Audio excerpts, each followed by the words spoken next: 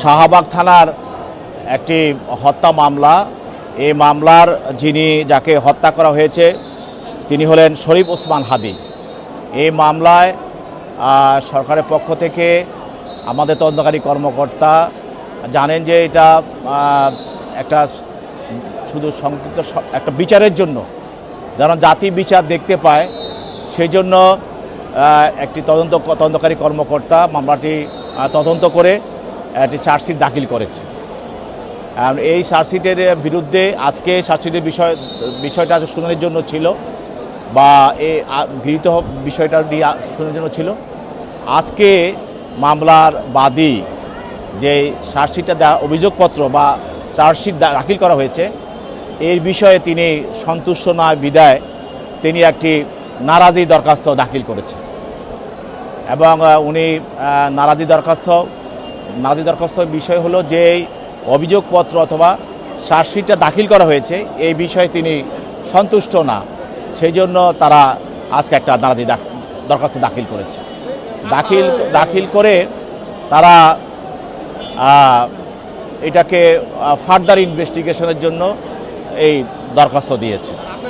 এই নারাজির দরখাস্তটার বিষয় হলো যে এই চার্জশিটের বিষয়টা তারা সন্তুষ্ট না, তারা আবার তদন্ত চাচ্ছে। তারা এই নারাজি বিষয়ে যিনি অভিযোগকারী মামলার তিনি আদালতে উপস্থিত ছিলেন, তার পক্ষে তার আইনজীবীরা ছিল। আইনজীবীরা নারাজি দরখাস্তটা আজকে দিয়েছেন এবং আজকে শুনানি হয়েছে। সেখানে তারা কয়েকটি বিষয় উল্লেখ করে তারা বলেছেন যে তদন্তের মধ্যে তারা সন্তুষ্ট না, সেখানে এই মামলার বিভিন্ন বিষয়গুলো তারা তুলে ধরেছেন এবং সেগুলি এই তদন্ত রিপোর্টে আসে নাই, এই বিষয়গুলি তারা এনেছেন। এছাড়াও তারা আরও একটি দরখাস্ত দাখিল করেছেন যে দুইটি মোবাইল ফোন এখানে জব্দ করা হয়েছে, ওই দুইটা মোবাইল ফোনও তারা বাদী জিম্মায় চেয়েছিলেন। তো এইটাও তারা শুনানি করেছিলেন। তো বিজ্ঞ আদালত তাদের বক্তব্য শুনছেন, অনেক নদী শুনে তারপরে আমরা প্রসিকিউশনের পক্ষে আমরা উপস্থিত ছিলাম। তো বিজ্ঞ আদালত উভয়ের বক্তব্য শোনার পরে তিনি বলছেন যেহেতু আপনারা নারাজি দরখাস্ত দিয়েছেন, দরখাস্তটাও একটা বিষয় বড় দরখাস্ত এবং অনেক বিষয় তারা আপনারা উল্লেখ করেছেন, অতএব অভিযোগপত্র বা চার্জশিট এবং নারাজি দরখাস্ত দুটি পর্যালোচনা করে আমি পরবর্তীতে আদেশ প্রদান করব এই বলে তিনি। একটা বিষয় এখানে জানতে চাচ্ছি, আপনি বললেন যে তারা অসন্তুষ্ট হয়েছে, তারা এখানে এসে বেশ কিছু সুনির্দিষ্ট কারণ বললেন, যেমন এর মধ্যে একটি কারণ তারা বললেন যে মূল ফয়সালকে পাওয়া গেলেও এর মাস্টার মাইন্ড তাদেরকে চিহ্নিত করা হয় নাই এই অভিযোগপত্রে। এর পাশাপাশি এই অভিযোগপত্রে যদি যিনি খুন করেছেন ফয়সাল এরা যদি ব্যর্থ হতো আরও 2-3টা টিম সেখানে থাকার কথা, যেহেতু তারা একটা মেসেজ দিতে চেয়েছে ভয়ভীতি যাতে পায় যারা নির্বাচন করতে চায়, এরকম একটা তদন্তকারী সংস্থারও সংবাদ সম্মেলন করে বলেছেন। এর পাশাপাশি এই যে যারা টাকা দিয়েছেন বিদেশ থেকে, তার মানে তারা বলছেন দেশি বিদেশি ষড়যন্ত্রকারীরাও চিহ্নিত হয়নি, যে কারণে তারা এই যে অভিযোগপত্র সব মিলিয়ে তারা গিয়ে গ্রহণ করতে পারছেন না। আপনি পাবলিক প্রসিকিউটর হিসেবে কি মনে করছেন তাদের এই সুনির্দিষ্ট কারণগুলো? না, আমাদের বক্তব্য হলো যে বিচারক তিনি তো দেখবেন যে তাদের এই বক্তব্যের সঙ্গে মামলার মূল বিষয়বস্তুর সঙ্গে তাদের কোনো ধরনের যদি একটা সামঞ্জস্য থাকে, বা যদি বিচারক মনে করেন যে তাদের যে দাবি বা তাদের যে বিষয়গুলো তারা উত্থাপন করছেন এগুলি এই মামলা প্রমাণের জন্য বা এই মামলার আরও আসামি বা অন্য কাউকে এই মামলা সম্পৃক্ত করার জন্য পর্যাপ্ত তাদের এই প্রাইমা ফেসি কেস রয়েছে বা দরখাস্ততে প্রাইমা ফেসি রয়েছে, তাহলে তিনি এগুলা গ্রহণ করবেন।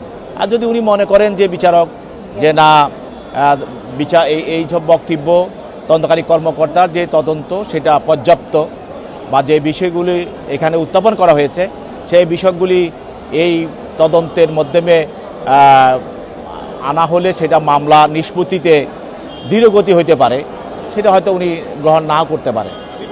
আমরা দেখেছি যে যখন হাদি হত্যা হয় এরপরে দেশের যে পরিস্থিতি সেটার উল্লেখ করার কিছু নেই, তো সব কিছুর মধ্যে তদন্ত কর্মকর্তা চেষ্টা করছিলেন গতি নিয়ে এনেছেন। তো স্যার সেখানে তো মামলার যে মূল মোটিভ এত না, দ্রুত না, আপনি জানেন যে এই মামলাটি একটা বিচারের জন্য সেখানে অনেক আন্দোলন সংগ্রাম হচ্ছে, সেটাও তো আপনাকে মাথায় রেখে তদন্তকারী কর্মকর্তা বা আমাদের আইনশৃঙ্খলা বাহিনী কাজ করছে যে এই বিচারটা যতটুকু সম্ভব তাড়াতাড়ি বিচারের পথে নিয়ে যাওয়া যায় মামলাটা।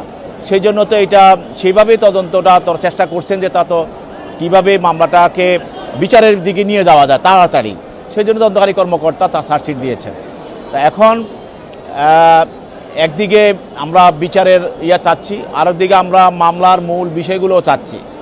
দুইটাকে সমন্বয় করে বিচারক অবশ্যই উনি দেখবেন যে বিচারটাও যেন বিলম্বিত না হয়, আর বিচার করার সময়ে যেন বিচারের সব বিষয়গুলো, হত্যার যে এলিমেন্টসগুলো বা হত্যার যে বিষয়গুলো যেন উঠে আসে, সেটাও তিনি দেখবেন।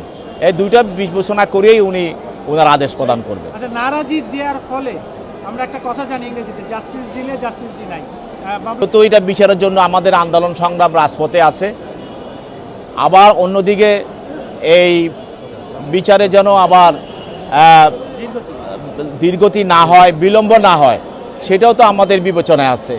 এবং আরেকটি হলো তাদের নারাজির বিষয়টা, যদি কোনো ধরনের সেখানে এমন কোনো বিষয় আছে যেটা অভিযোগপত্রে আসে নাই বা চার্জশিটে আসে নাই, সেটারও দেখার বিষয় আছে।